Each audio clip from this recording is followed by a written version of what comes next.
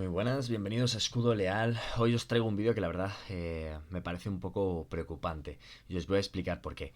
Si bien recordaréis que en el anterior vídeo os estuve hablando de una serie de instrumentos financieros que podéis utilizar para protegeros de la inflación, hoy os traigo un vídeo un poco especial, como quien dice, ¿de acuerdo? De nuevo, disclaimer legal, esto no son recomendaciones de inversión ni consejos de inversión, simplemente son análisis divulgativos que pretenden informar un poco acerca de la situación global, activos, herramientas e instrumentos, ¿de acuerdo? Cada cual toma sus propias decisiones bajo su riesgo y sin ser una recomendación de inversión. Bien, ¿por qué os digo que el vídeo que os traigo me parece bastante interesante y bastante preocupante? Pues os comento así por encima y brevemente. Desde hace bastante tiempo, el oro está teniendo una tendencia alcista en cuanto a su precio, ¿de acuerdo? Hemos visto cómo a lo largo de estos últimos años se ha ido incrementando el precio del oro y esto viene a consecuencia de una serie de circunstancias o situaciones.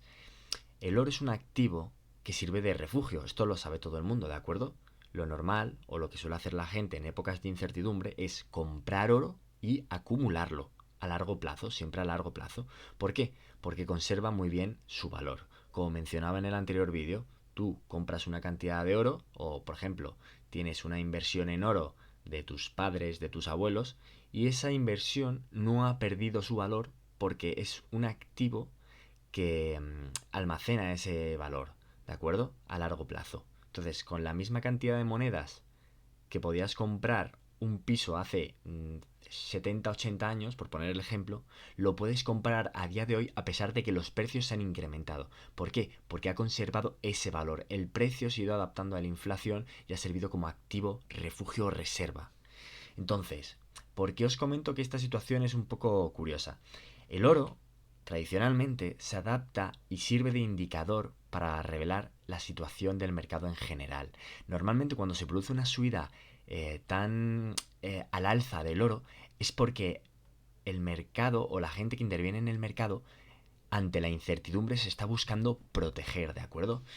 En la siguiente gráfica que os expongo podéis ver, es un gráfico de velas japonesas, ¿de acuerdo? Que podemos interpretar y podemos ver cómo el precio del oro actualmente, en la siguiente dispositiva, si no me equivoco, está más detallado.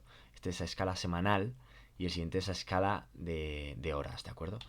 En el semanal vemos cómo los niveles de hace una semana han ido aumentando, el precio ha ido aumentando, llegando a máximo histórico que tenemos a 21 de abril de 2025 a las 8 en punto, que es de 3.426 dólares la onza. Para que os hagáis una idea, el precio del oro durante hace al menos, ponedle 6 7 meses, estaba en unos 2.900 dólares la onza, ¿de acuerdo? Entonces, de 2.900 a 3.400 hay un incremento bastante notable. O sea, se puede apreciar, ¿verdad? ¿Qué sucede? Porque esto nos debería preocupar, como quien dice.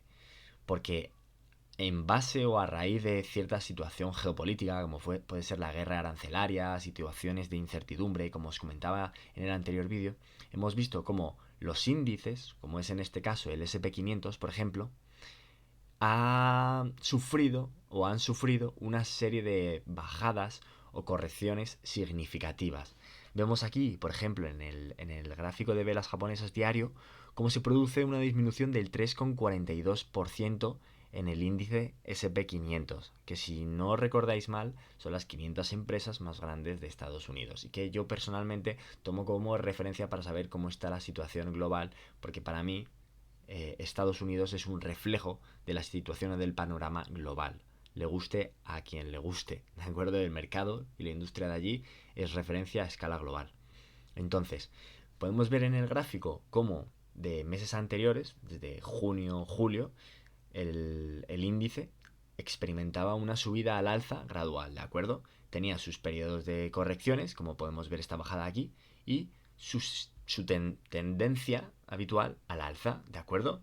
Recuperación, un rebote en esta base de aquí de 5.100, vuelta a subir, otra corrección en los 5.300, vuelta a subir, subida escalonada, otro soporte aquí en 5.600, vuelta a subir a 5.900, en fin, llegando hasta los 6.000 puntos, ¿de acuerdo? Lo que podría ser un hecho histórico Y un hito porque, joder, es un valor bastante alto, ¿no? Como quien dice, ¿de acuerdo? Es una tendencia al alza bastante consistente y un máximo histórico registrado desde hace, bueno, desde nunca, evidentemente. ¿Qué sucede con toda la incertidumbre política, guerra de Rusia, guerra arancelaria y tal? Vemos un desplome del máximo histórico que ya no es solo una simple corrección, sino que es un desplome que, si no me equivoco, rondaba el 6%, que eso estamos hablando de un volumen, una cantidad de dinero descomunal, ¿de acuerdo? De millones y millones de dólares o euros. Entonces, vemos como aquí el precio de esos 6.100 puntos pega un rebajón o una corrección significativa hasta los 5.500, intenta buscar el alza otra vez, bien por noticias que se producen de acerca de posponer los aranceles 90 días o de posponer no sé qué o de una posible tregua o de negociaciones.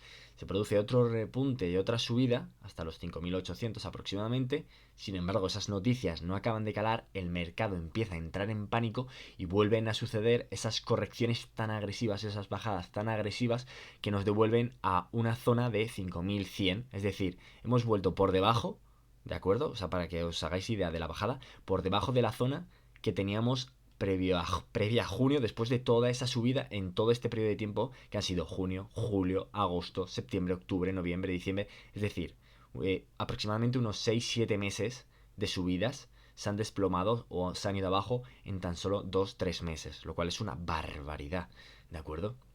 Ahora la tendencia parece que se está regulando, que se ha hecho un suelo, como quien dice, y es posible que se haya revertido, produciéndose ahora mismo a corto o mediano plazo una subida, o por el contrario, si nos deparan más noticias pesimistas como esta, podemos ver cómo los mercados siguen cayendo. Otro ejemplo, por ejemplo, para la redundancia, para ver esto de manera contrastada, como quien dice, es el Nasdaq 100, otro de los índices que os comentaba en el otro vídeo, relacionado con las 100 empresas tecnológicas más grandes. De la misma manera vemos cómo desde mayo, esto es un gráfico diario que recoge desde mayo, ¿de acuerdo? Desde mayo, lo mismo, una tendencia consistente al alza. Vamos viendo cómo desde mayo a junio se produce una subida significativa. Pasamos de 17.200 a 18.000 tranquilamente, ¿de acuerdo? 19.000, igual. Periodos de correcciones desde los 2.000 puntos hasta los 1.700, ¿de acuerdo? Vuelta a subida, otra corrección. Las correcciones, recordemos que son sanas y el mercado no siempre tiene que tender al alza, tiene que haber periodos de toma de ganancias. Aquí seguramente, o en base a ciertas noticias, se hayan tomado ganancias de ciertos resultados de las empresas y se haya producido un descenso, un rebote, vuelta al alza, corrección, rebote, vuelta al alza. Tendencia alcista desde septiembre hasta diciembre-enero de 2025, periodo de lateralización en el que el precio ha subido, ha bajado, se ha mantenido en un rango entre los 2.000 y los 22.000. Y aquí empiezan otra vez las malas noticias, como vimos con la guerra arancelaria y con el SP500. Un reflejo bastante similar, ¿de acuerdo? Se produce una corrección muy agresiva que impulsa el mercado a la baja, una tendencia a la baja, se lleva por delante meses de incremento de tendencia al alza, igual, rebota levemente, vuelve la tendencia a la baja y volvemos a bajar a los 17.618, 16.400. Nos cargamos todo este recorrido al alza que se ha producido desde mayo hasta febrero. ¿De acuerdo? Vale. Quedemos también con el petróleo. El petróleo igual. Cuando el petróleo baja de manera tan brusca, de manera tan abrupta, suele ser un indicador de recesión, o al menos yo lo tomo de referencia como un indicador de recesión. Cuando se produce una situación de inestabilidad global o de preocupación global y se cortan suministros o se deja de producir y el precio tiene una corrección tan grave, tan seria como esta, que estamos en 70-72 dólares el barril y pasa a valer unos 58 el barril, vemos una bajada que se produce en prácticamente 1 o 2 días o una semana, nos podemos empezar a preocupar, ¿de acuerdo? Igual, toda esta situación producida a raíz de guerra arancelaria, de las negociaciones o chanchullos, como quien diría, de Trump con el resto de países, tienen un efecto también directo en la renta y los bonos de deuda pública de los Estados Unidos, ¿de acuerdo? Hemos visto también cómo se ha producido eh, una serie de movimientos muy abruptos, muy marcados, un descenso en los porcentajes del precio de la deuda pública, y cómo los países, al ver que el dólar, que por cierto se me olvidó meter la presentación, pero tenía que haber metido, pero la misma forma, ¿vale? Una gráfica en la que vemos el valor del dólar y cómo el dólar ha perdido fuerza y se ha devaluado porque los inversores han perdido la confianza en el dólar, o en cierta medida, bien por la situación, bien por lo que hemos visto, como los índices de Estados Unidos, de las empresas más grandes de Estados Unidos, se han desplomado, que también te digo, decir desplomar es un poco exageración, pero esta corrección o esta bajada tan grande, en un porcentaje tan grande, es bastante preocupante, evidentemente, y lo que comentaba, se han movido miles de millones, ¿de acuerdo?, en el mercado.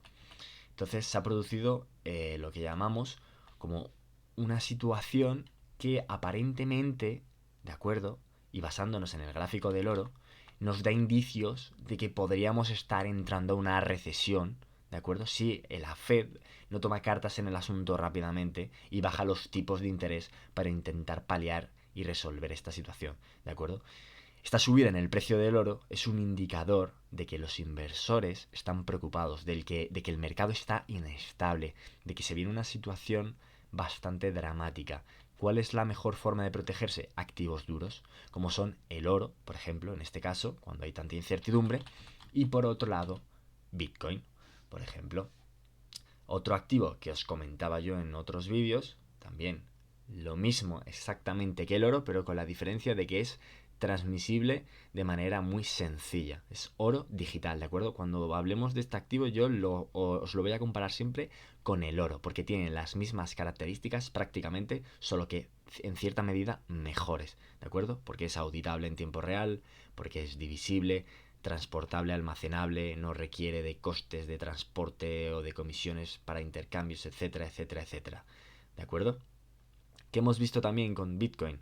Que por cierto, no aparece aquí el logo por ningún lado de Bitcoin, pero debería aparecer. Pero ya confíen en mí que esto es un gráfico diario de Bitcoin. Bien, en Bitcoin hemos visto también cómo la tendencia, a pesar de ser un activo que, como comentaba, es volátil, ha guardado o ha preservado el valor y a día de hoy ha conseguido mantener ese valor de la misma manera que el oro, con una serie de movimientos al alza. Actualmente se encuentra en los 65.503 dólares y aparentemente está revertiendo una tendencia bajista que venía impulsada por esta situación conflictiva relacionada con los aranceles y este problema derivado de las bolsas, índices y demás, ¿de acuerdo? Aparentemente hemos empezado un periodo de corrección, o sea, no de corrección, perdón, de cambio de tendencia. Veníamos de una tendencia claramente bajista que empezaba desde enero, desde que tocamos los máximos históricos de los 100.500 dólares, que ha ido bajando y corrigiendo, lo cual es bastante sano, hasta abril, donde se ha producido este rebote en lo que parece un suelo entre los 75.000, 77.000 dólares y una posible tendencia al alza. Yo tengo aquí en una línea azul lo que es una proyección que considero que a largo plazo o a mediano plazo va a suponer el precio de Bitcoin, o que considero que puede llegar. Mi proyección, por ejemplo, se basa en un análisis de tendencias y de estimación de precio y de fundamentales que he visto, que es lo que os comentaba, el tema de las bajadas de tipo forzadas que la Fed va a tener que llevar a cabo, eh, para además tomar una serie de medidas económicas para incentivar la economía descomunales, es decir, van a empezar a darle a la maquinita de imprimir dinero bastante rápido, porque no hay otra alternativa, además de que se produce en breve el vencimiento de la deuda, o una parte de la deuda de Estados Unidos que deben de refinanciar, si no me equivoco, entre junio y julio, ¿de acuerdo? Entonces sí o sí van a tener que bajar en algún momento los tipos de interés en estos meses. Las posibilidades de recorte además se han disparado de un 0,25% a un 75% aproximadamente o más. ¿De acuerdo? Y cuanto más tiempo pasa, más se incrementan esas posibilidades de recortes de tipos. Entonces vamos a ver cómo se va a producir esa serie de recortes de tipos y cómo el dinero va a empezar a aglutinarse en el mercado y se va a producir la segunda ola de inflación que va a involucrar a todos estos activos, y vamos a ver cómo los índices vuelven a retomar las tendencias alcistas y se revierten las tendencias y los precios se disparan. Los índices vuelven a máximos históricos, el oro sigue subiendo, el Bitcoin sigue subiendo y el poder adquisitivo de las personas debido a la inflación generada con estas medidas disminuye, por desgracia. Por eso estos vídeos pretenden transmitir esta información de manera un poco detallada, pero sin entrar a un detalle tan máximo extremo. Espero que se haya entendido un poco el vídeo, lo voy a dejar aquí, pero bueno, simplemente nos anticipamos, vemos la información, la contrastamos, evaluamos el porqué de las cosas, por qué se produce un precio, o sea, perdón, una subida en el precio de un activo que se considera activo refugio.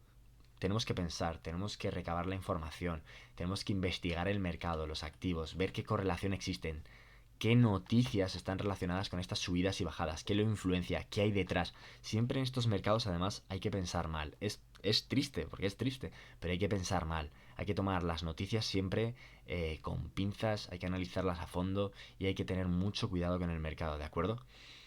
Me despido en este vídeo, espero que os haya gustado, he intentado ser lo más breve y conciso posible. Si digo o me equivoco en alguna cosa, decídmelo en comentarios y nos vemos en el próximo vídeo. Un abrazo.